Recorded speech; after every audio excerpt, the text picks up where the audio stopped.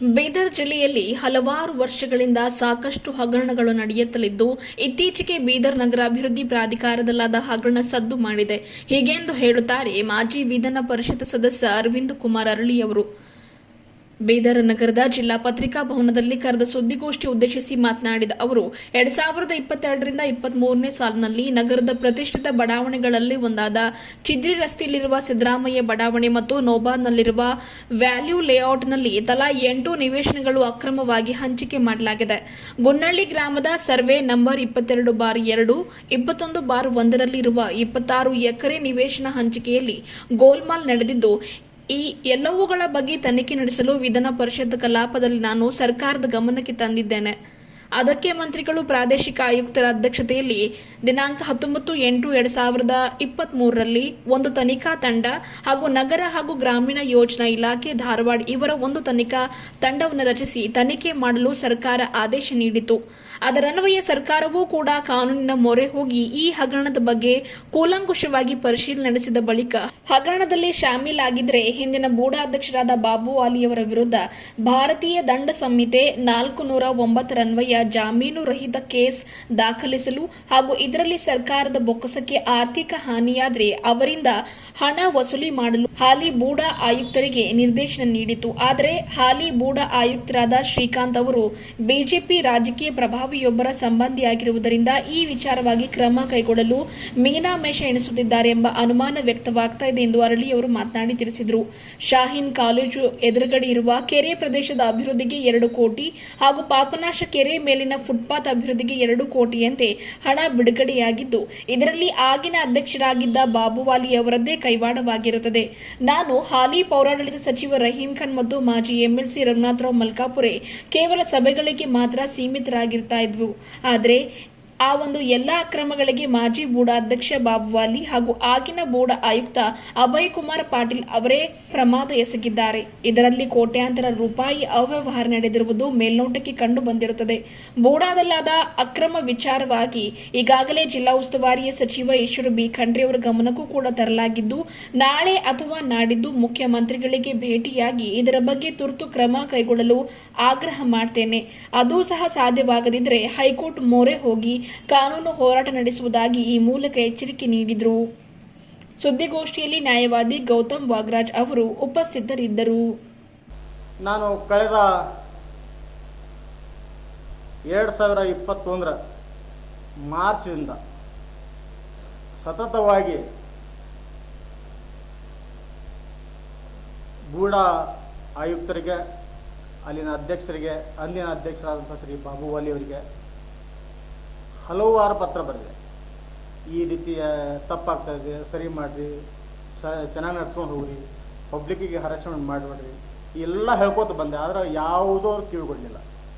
ಅಧ್ಯಕ್ಷ ಆಮೇಲೆ ಆಯುಕ್ತರಾದ ಅಭಯ್ ಕುಮಾರ್ ಇಲ್ಲಿಗಲ್ ಎಲ್ಲ ಆ್ಯಕ್ಟಿವಿಟೀಸ್ ನಡೆಸ್ತಾಯಿದ್ರು. ಅದಕ್ಕೆ ನಾನು ಭಾಳ ರೋಷ್ ಹೋದೆ. ಏನು ಮಾಡಬೇಕು ಅಂತ ಸರ್ಕಾರಕ್ಕೆ ಹಲವು ಬಾರಿ ಪತ್ರ ಬರೆದೆ. ಆ ಸರ್ಕಾರದಂದು ಆ ಸರ್ಕಾರದಲ್ಲಿ ಏನು ಇದಿದೆ, ಹಿಂದಿನ ಗೌರ್ಮೆಂಟ್ನಲ್ಲಿ ಏನು ಸೆಕ್ರೆಟರಿ ಇದೆ, ಆ ಸೆಕ್ರೆಟರಿಯಲ್ಲಿ ಏನು ಅಡ್ಜಸ್ಟ್ಮೆಂಟ್ ಇದ್ದು ಗೊತ್ತಿಲ್ಲ, ಅದು ಯಾವುದೂ ಬೆಳಕಿಗೆ ಬರ್ತಿಲ್ಲ. ಅದಕ್ಕೆ ನಾನು ಸಿಟ್ಟತ್ತಿ, ನಾನು ಸದನದಾಗ ಒಂದು ಅವಕಾಶ ಇತ್ತು ನನಗೆ ಸದನದಾಗ ಮಾತಾಡೋಕ್ಕೆ. ಸದನದಾಗ ಪ್ರಶ್ನೆಗೆ ಉತ್ತರ ಕೊಟ್ಟು ಆನಂತರ ಒಂದು ಪ್ರಾದೇಶಿಕ ಆಯುಕ್ತರ ಅಧ್ಯಕ್ಷತೆಯಲ್ಲಿ ಒಂದು ಸಮಿತಿಯನ್ನು ಅವ್ಯವಹಾರ ನಡೆದಿದೆ, ಭ್ರಷ್ಟಾಚಾರ ಆಗಿದೆ, ಏನಾಗಿದೆ ನೋಡ್ರಿ ಅಂತಂದು ದಿನಾಂಕ 19/8/2023ರಂದು ಒಂದು ತನಿಖಾ ತಂಡ ಮಾಡಿದೆ. ಅದೇ ಸಂದರ್ಭದಲ್ಲಿ ಇನ್ನೊಂದು ತನಿಖಾ ತಂಡ ನಗರ ಮತ್ತು ಗ್ರಾಮಾಂತರ ಯೋಜನಾ ಇಲಾಖೆ ಅಧಿಕಾರಿಗಳು ಧಾರವಾಡ ಇವರ ನೇತೃತ್ವದಲ್ಲಿ ಒಂದು ತಂಡ ಬಂತು. ಎರಡೂ ತಂಡ ತನಿಖೆ ಮಾಡಿ ಇಲ್ಲಾದಂಥ ಅವ್ಯವಹಾರ ಬಗ್ಗೆ,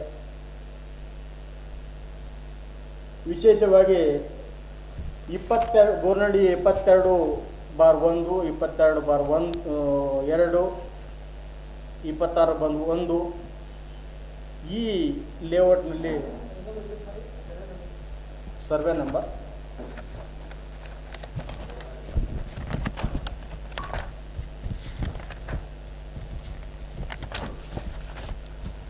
2/2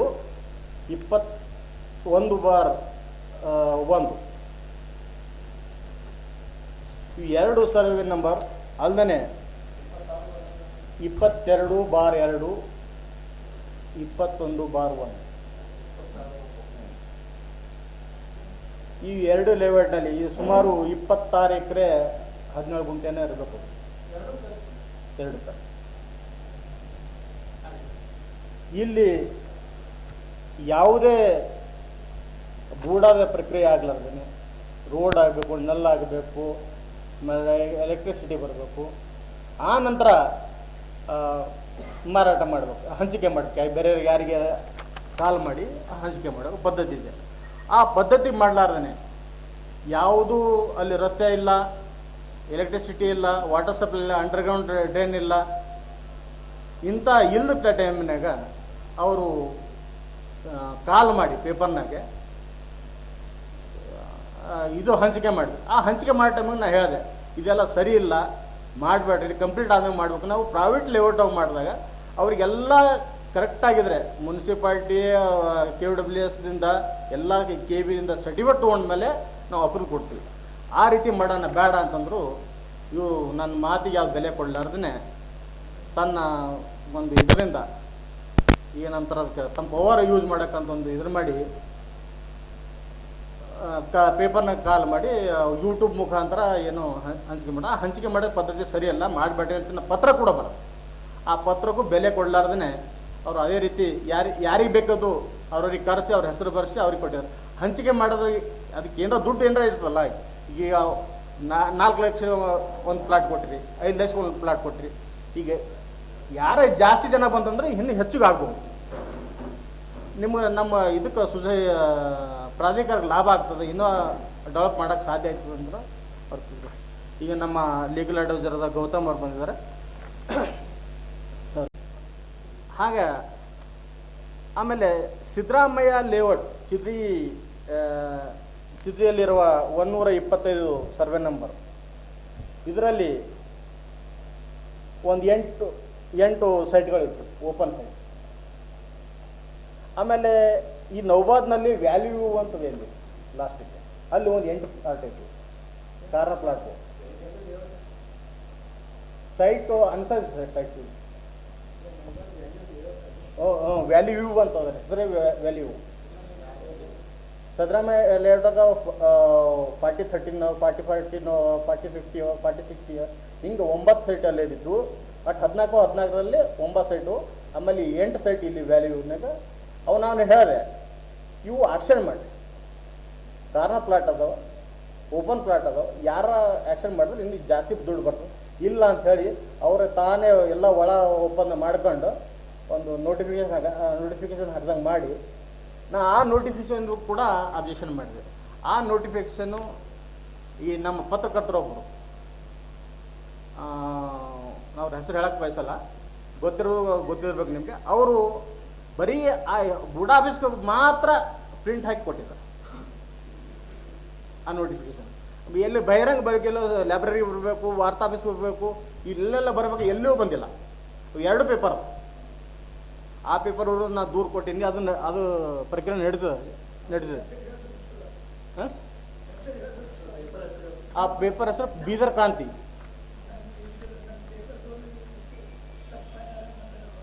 ಬೀದರ್ ಕ್ರಾಂತಿ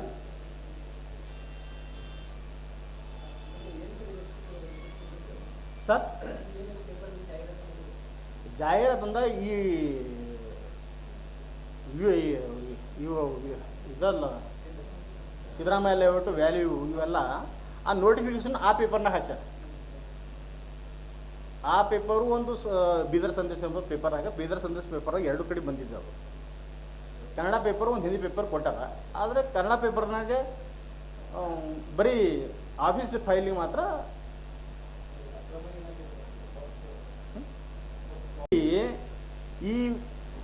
ಇಲ್ಲಿ ಸೈಟು ಸುಮಾರು ಲಕ್ಷಗಟ್ಟಲೆ ಮಾರ್ತವೆ, ಲಕ್ಷದ ಕೆಲವು ಕೋಟಿಗಾದ್ರೂ ಹೋಗ್ತಾವೆ. ಆದ್ರೆ ಇವ್ರು ಏನು ಬಿಟ್ರೆ ಒಳಗಿಂದ 7 ಲಕ್ಷಕ್ಕೆ 5 ಲಕ್ಷಕ್ಕೆ ಮಾಡಿ ಒಳಗೊಳಗೆ ಮಾರಿಬಿಟ್ಟಾರ.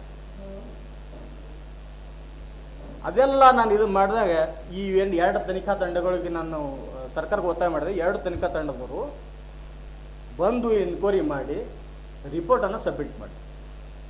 ನಾನು ದಿನಾಂಕ 13/2/2024 ವಿಧಾನಸಭೆಯಲ್ಲಿ ಅಧಿವೇಶನ ಕಾಲದಾಗ ನಾನು ಮಾನ್ಯ ಮಂತ್ರಿಗಳಿಗೆ ಕೇಳಿದಾಗ ಮಂತ್ರಿಗಳು ಇಲ್ಲೆಲ್ಲ ಅದು ಇನ್ಕ್ವೈರಿ ಆಗಿದೆ, ರಿಪೋರ್ಟ್ ಬಂದಿದೆ, ಅದು ಬಂದಿದ್ದು ನಿಮ್ಗೆ ಕೊಡ್ತೀವಿ ಅಂತ. ಅದು ಕೊಡಿ, ಇಷ್ಟು ಲೇಟ್ ಯಾಕೆ ಮಾಡಿದ್ರಿ ಅಂತ ಕೇಳಿದೆ. ಆ ಲೇಟ್ ಮಾಡಿದ್ರೆ ಬೇರೆ ಕಾರಣ ಹೇಳಿದರು. ಆ ಕಾರಣಕ್ಕೆ ನಾನು ಅಬ್ಜೆಕ್ಷನ್ ಮಾಡಿದ್ರೆ ಆಮೇಲೆ ಇಲ್ಲ ನಿಮ್ಗೆ ಇವತ್ತು ಕೊಡ್ತೀವಿ ಅಂತಂದು ನನಗೆ ವರದಿ ಕೂಡ ಕೊಟ್ಟರು. ಆ ವರದಿ ಎಲ್ಲ ಅವ್ರು ಏನು ಕೊಟ್ಟರು ಆ ವರದಿ ಎಲ್ಲ ಇವ್ರು ತಪ್ಪು ಮಾಡಿದಾರಂತೆ ಇದೆ. ಆ ತಪ್ಪು ಮಾಡಿದ ಆಧಾರದ ಮೇಲೆ ಇವರು ಸರ್ಕಾರದವರು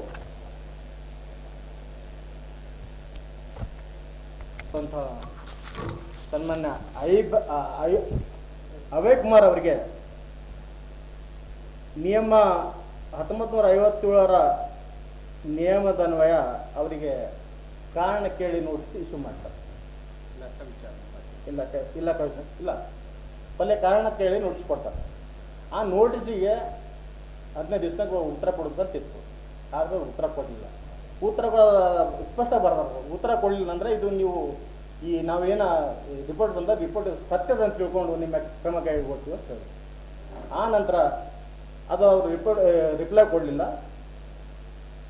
ಇವರಿಗೆ ಅಭಯ್ ಕುಮಾರ್ ಅವರಿಗೆ ಸಸ್ಪೆಂಡ್ ಮಾಡಿ, ಆಯುಕ್ತರಿಗೆ ಸಸ್ಪೆಂಡ್ ಮಾಡಿದಾಗ ನಂದು ಆರೋಪ ಏನಾಯಿತು, ಆಯುಕ್ತ ಒಬ್ಬನೇ ತಪ್ಪು ಮಾಡೋಕ್ಕೆ ಸಾಧ್ಯ ಇಲ್ಲ, ಅಧ್ಯಕ್ಷರು ಮಾಡಿರ್ತಾರೆ, ಅಧ್ಯಕ್ಷರು ಇನ್ನೂರಲ್ಲಿ ಇರಬೇಕು ಅಂಥೇಳಿ ನಾನು ಸರ್ಕಾರಕ್ಕೆ ಒತ್ತಾಯ ಮಾಡಿದಾಗ ಸರ್ಕಾರದವ್ರು ಏನು ಮಾಡಿದ್ರು, ಈ ಕೇಸನ್ನು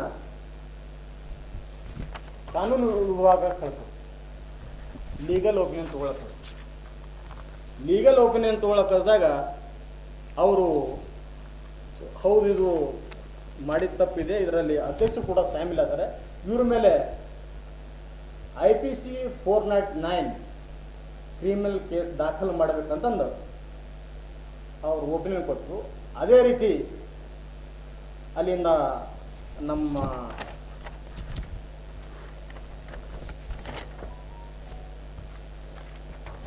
ಸರ್ಕಾರದ ಅಧೀನ ಕಾರ್ಯದರ್ಶಿಗಳು ಅಭಿವೃದ್ಧಿ ಪ್ರಾಧಿಕಾರ ಮತ್ತು ನಗರ ಯೋಜನಾ ಸೇವೆ ಇವರು ದಿನಾಂಕ 13/6/2024 BDA ಆಯುಕ್ತರಿಗೆ ಆದೇಶ ಮಾಡ್ತಾರೆ. 400 IPC 409 ಕ್ರಿಮಿನಲ್ ಕೇಸ್ ದಾಖಲು ಮಾಡಬೇಕು, ಆದಂಥ ನಷ್ಟನ ಅವ್ರ ಮೇಲೆ ಕ್ರಿಮಿನಲ್ ಕೇಸ್ ಮಾಡಿ ಅವ್ರು ವಸೂಲು ಮಾಡಬೇಕು ಅಂತ ಹಾಕಿರ್ತಾರೆ. ಆದರೆ ವಿಪರ್ಯಾಸ ಇಲ್ಲಿವರೆಗೆ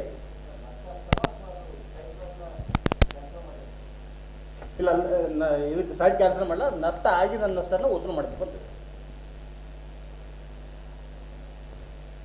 ಈ ಆದೇಶ ಬಂದು ಸುಮಾರು ದಿನಗಳಾದ್ರು. ಇವತ್ತು ಜುಲೈ, ಸುಮಾರು 1 ತಿಂಗಳಾಯ್ತು, ಇನ್ನೂ 10 ದಿವಸ. ಡೇಟ್ 3 ಇದೆ. ಹಾಂ,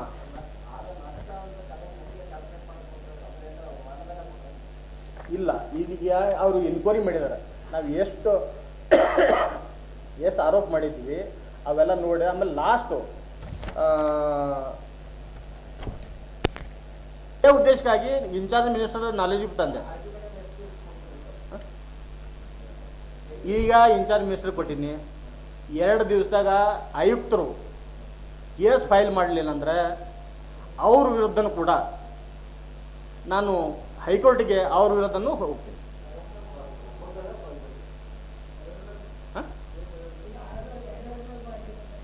ಇಲ್ಲ, ಹಿಂದಿನ ಅಧ್ಯಕ್ಷರಾದ ಬಾಬು ವಾಲಿ ಅವರ ಮೇಲೆ ಕಮಿಷನ್ ಮಾಡಿಲ್ಲ ಅವರು. ಇದು ಮೊದಲ ನಾನು ಕೇಳಿದೆ, ಅವ್ರು ಒಬ್ಬನ ಮೇಲೆ ಆ್ಯಕ್ಷನ್ ತೊಗೊಳಕ್ಕೆ ಹೊಂಟ್ರು. ನಾ ಅದಕ್ಕೆ ಗಲಾಟೆ ಮಾಡಿದ್ಮೇಲೆ ಅವರು ಲೀಗಲ್ ಒಪಿನಿಯನ್ ತೊಗೋಬೇಕು, ಇವ್ರ ಮ್ಯಾಗ ಮಾಡಕ್ಕೆ ಬರ್ತದಿಲ್ಲ, ಇವ್ರು ಪ್ರೈವೇಟ್ ಇದರಿಂದ ಬಂದಿರ್ತಾರೆ, ಇವ್ರು ತೊಗೊಳಕ್ಕೆ ಬರ್ತದಿಲ್ಲ ಅಂತಂದು ಅನುಮಾನ ಬಂತು ಅವರಿಗೆ. ನಾನು ಹೇಳಿದೆ, ಹೌದಪ್ಪ ಇವ್ರು ಪ್ರೈವೇಟ್ ಅದ, ನೀವು ಗೌರ್ಮೆಂಟ್ ನಾಮಿನೇಟ್ ಮಾಡಿರಿ. ಅವು ಗೌರ್ಮೆಂಟ್ ಯಾವಾಗ ಅವ್ರಿಗೆ ಡ್ರಾಯಿಂಗ್ ಪವರ್ ಇರ್ತದೆ, ಅವು ಗೌರ್ಮೆಂಟ್ ಸರ್ವೆಂಟ್ ಆಗಿರ್ತಾರೆ ಆ ಹೊತ್ತಿನಾಗ, ಉಳಿದ ಹೊತ್ತಿನಾಗ ಇರಲ್ಲ. ಆದರೆ ಯಾವಾಗ ನೀವು ಒಬ್ಬ ಗ್ರಾಮ ಪಂಚಾಯತ್ ಅಧ್ಯಕ್ಷ ಎಲ್ಲ ಯಾವುದಾದ್ರು ಗ್ರಾಮದಲ್ಲಿ ಅಧ್ಯಕ್ಷ ಅವ್ಯವಹಾರ ಮಾಡಿದ್ರೆ ನೀವು ಇಮಿಡಿಯೇಟ್ ಆ್ಯಕ್ಷನ್ ಮಾಡ್ತೀವಿ, ಅರೆಸ್ಟ್ ಮಾಡ್ತೀರಿ, ಮತ್ತು ಇವ್ನಿಗೆ ಯಾಕೆ ಮಾಡಲ್ಲ ಅಂತ ಕೇಳಿದೆ. ಅದಕ್ಕೆ ಅವರು ಇಲ್ಲೆಲ್ಲ ನಾವು ಲೀಗಲ್ ಒಪಿನಿಯನ್ ತೊಗೋತೀವಿ ಅಂದ್ರೆ ಲೀಗಲ್ ಒಪಿನಿಯನ್ ಬರ್ರಿ ಅಂದ್ರೆ ಲೀಗಲ್ ಒಪಿನಿಯನ್ ಕೊಟ್ಟಿದ್ದೆ. ಲೀಗಲ್ ಒಪಿನಿಯನ್ ಕೊಟ್ಟ ಮೇಲೆ ಅಲ್ಲಿ ಸೆಕ್ರೆಟರಿ ಅವರು ಆಯುಕ್ತರಿಗೆ ಲೆಟರ್ ಬರ್ತಾರೆ, ಆದೇಶ ಮಾಡಿದ್ದಾರೆ. ಆದರೂ ಕೂಡ ಇನ್ನೂವರೆಗೆ ಆಗಿಲ್ಲ. ಅದಕ್ಕೆ ನಾನು ಒಂದ್ಸಲ ಇನ್ಚಾರ್ಜ್ ಮಿನಿಸ್ಟರ್ ಗಮನಕ್ಕೆ ತರಬೇಕು ಅಂತಂದು ಮೊನ್ನೆ ನಾನು ಅವ್ರಿಗೆ ಡಿ ಸಿ ಆಫೀಸರ್ ಭೇಟಿಯಾಗಿ ಕೊಟ್ಟೆ. ಇಲ್ರಿ ಆ ರೀತಿ ಆರ್ಡರ್ ಇರಲಿಕ್ಕೆ ಪರಿಶೀಲಿಸಿ ಅಂತ ಇರಬೇಕು ಅಂದರು. ಇಲ್ಲಪ್ಪ ಇದು ನೋಡ್ರಿ ನೀವು ಅಂತಂದು ಹೇಳಿದ್ರೆ ಅವ್ರು ನೋಡಿದ್ರು ಆದೇಶ ಮಾಡಲಾಗಿದೆ ಅಂತ ನಿರ್ದೇಶಿಸಲ್ಪಟ್ಟಿದೆ ಅಂತ ಕೊಟ್ಟೆ. ಇಲ್ಲಲ್ಲ ಅದು ಏನು ಅಪ್ಪ ಇದ್ರಾಗ ಹೆಡ್ಡಿಂಗ್ನಾಗ ಅದು ಅವ್ರು ಯಾವುದೋ ಆರ್ಡರ್ ನೋಡಿರ್ಬೇಕು ಬೇರೆ. ಅದಕ್ಕೆ ಅಂದ್ರೆ ಇಮಿಡಿಯೇಟ್ ಆಗಿ ಡಿ ಸಿ ಅವ್ರಿಗೆ ಬರೆದ್ರು, ಡಿ ಸಿ ಅವ್ರಿಗೆ ಬರೆದಿದ್ದು ಮಾಡಿರಿ ಅಂತ ಕೊಟ್ಟರು. ಡಿ ಸಿ ಅವರು ಕೂಡ ಇನ್ನೂವರೆಗೆ ಮಾಡಲಿಲ್ಲ. ಅದು ಏನಂತ ನಂಗೆ ತಿಳಿದಿಲ್ಲ. ಅದಕ್ಕೆ 2 ದಿವಸ ಟೈಮ್ ಕೊಡ್ತಾ ಇದ್ದೀನಿ. 2 ದಿವಸದ ಆಗಲಿಲ್ಲ ಅಂದರೆ ನಾನು ಇವತ್ತು ಸಾಯಂಕಾಲ ನಾಳೆ ಬೆಂಗಳೂರು ಹೋಗ್ತಾ ಇದ್ದೀನಿ. ಸಿ ಎಮ್ ಅವ್ರಿಗೆ ಭೇಟಿ ಸಿ ಎಮ್ ಅವ್ರಿಗೆ ಮೆಮೊರಾಂಡಮ್ ಕೊಡ್ತೀನಿ. ಅದಕ್ಕೆ ಕೇಳಲಿಲ್ಲ ಅಂದರೆ ಮುಂದೆ ನಾನು ಲೀಗಲ್ ಹೈಕೋರ್ಟಿಗೆ ಹೋಗಿ ಅದು ಡೈರೆಕ್ಷನ್ ತರ್ತೀನಿ. ಒಬೇ ಮಾಡಲಿಲ್ಲ ಅಂದರೆ ಆಯುಕ್ತರ ಮೇಲೆ ಕೇಸ್ ಆಗ್ತದೆ. ಬರಿಬೇಕಾಯ್ತಲ್ಲ, ಇಷ್ಟೊತ್ತು ಬರಿಬೇಕಾದ್ರೆ ಅದೇ ಮಾಡ್ಬೇಕು. ಅವ್ರು ಒಂದು ವೇಳೆ ಅವರು ಆ ವಿಚಾರ ಡಿಲೇ ಮಾಡೋ ಟ್ಯಾಕ್ಟಿಕ್ಸ್ ಯೂಸ್ ಮಾಡಿದ್ರೆ ಅದು ಪತ್ರ ಬರೆದು ಕನ್ಫರ್ಮೇಷನ್ ಕೇಳ್ಬೇಕಾ? 20 ದಿವಸ ಆಯ್ತು ಇವತ್ತಿಗೆ. ಇದರಲ್ಲಿ ಆಯುಕ್ತರದ್ದು ಕೈವಾಡಿದೆ ಅಂತ ನನಗೆ ಸಂಶಯ ಬರ್ತದೆ. ಆಯುಕ್ತರು ಮಾತಾಡಿ ಮಾಡಿರಿಲ್ಲ ಅಂತ ಕೇಳಿದ್ನಿ, ಮಾಡಿಲ್ಲ ಇನ್ನು ಅದು ಏನೋ ಲೆಕ್ಕ ಮಾಡ್ತೀನಿ. ಲೆಕ್ಕ ನೀವು ಯಾಕೆ ಮಾಡ್ತೀರಪ್ಪ? ಎಫ್ ಆರ್ ಮಾಡಿರಿ ಆಮೇಲೆ ಲೆಕ್ಕ ಮಾಡ್ಕೊಂಡು ಬಿಡ್ರಿ ಅಂತ ಹೇಳಿದೆ. ಕೋಟ್ಯಾಂತರ ರೂಪಾಯಿ ಅಷ್ಟು ಇದು ಮಾಡಕ್ಕೆ ಬರಲ್ಲ, ಲೆಕ್ಕ ಮಾಡ್ಬೇಕು. ಕೋಟ್ಯಾಂತರ ರೂಪಾಯಿ ಅಷ್ಟೇ.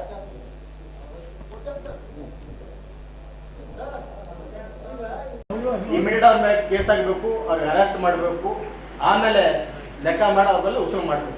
ಅದೇ ರೀತಿ ಈ ಬಾಬು ವಾಲಿ ಮೇಲೆ ಹೆಂಗೆ ಆದೇಶ ಮಾಡಿದ್ರೆ ಅದೇ ರೀತಿ ಅಭಯ್ ಕುಮಾರ್ ಮೇಲೂ ಕ್ರಿಮಿನಲ್ ಕೇಸ್ ಆಗಬೇಕು. ಅವರಿಗೆ ಈಗ ನನಗೆ ಮಾಹಿತಿ ಬಂದಾಗ ಇವ್ರು ಹೇಳಿದ್ರು ರಿಟರ್ನ್ ಆಗಿ ಇಂಟೆನ್ಷನ್ ಮಾಡ್ಯಾರ ಅಂತ. ಮಾಡಿದ್ರು ಕೂಡ ಅವ್ರ ಮೇಲೆ ನಾನು ಗೊತ್ತಾಗ ಕೇಸ್ ಮಾಡಿದ್ರೆ ನೆಕ್ಸ್ಟ್ ಹಂತ ನಾ ಏನು ಮಾಡಬೇಕು ಅಂತ ಹೇಳ್ತೀನಿ. ನಿಮ್ಮದ್ರ ಬರ್ತೀನಿ. ಈ ಮೊದಲೇನಪ್ಪ ಅಂದ್ರೆ ಲೈನ್ದಾಗ ಅದು ಆರ್ಡರ್ ಬಂದದ್ದು. ಬಟ್ ಈಗ ಏನಪ್ಪ ಅಂತಂದ್ರೆ ಭಾರತೀಯ ನ್ಯಾಯ ಸಾಹಿತ್ಯ ಅಂತ 2023 ಅಮೆಂಡ್ಮೆಂಟ್ ಅದ್ರ ಸಲುವಾಗಿ ಇವಾಗ ಈ ಒಂದು ಆರೋಪ ಪ್ರಕಾರ ಎಫ್ಐಆರ್ ಏನಾದ್ರು ದಾಖಲಾಯಿತು ಅಂದ್ರೆ 409 ಆಗಲ್ಲ, 316 ಸರ್ಪ್ಲಸ್ 5 ಆಗ್ತದೆ. 316 ಸರ್ಪ್ಲಸ್ 5 ಆಯ್ತದ. ಈ 5 ಏನ್ ಹೇಳ್ತದ ಅಂತಂದ್ರ criminal breach of trust by public servant or by imprisonment for life or imprisonment for 10 year ಅಂತಿದೆ ಸಾಬ್ರೆ. ಅದೇ ಜೊತೆಲಿ ಏನಪ್ಪ ಅಂದ್ರೆ ವಿತ್ ಫೈನ್ ಅಂತ ಹೇಳಿದೆ. ಎಲಿಜಿಬಲ್ ಅದ, ಇದು ನಾನ್ ಬೆಲೆಬಲ್ ಅದ ಸರ್. ಎಸ್ ಸರ್, ಹೌದು ಸಾಬ್ರೆ.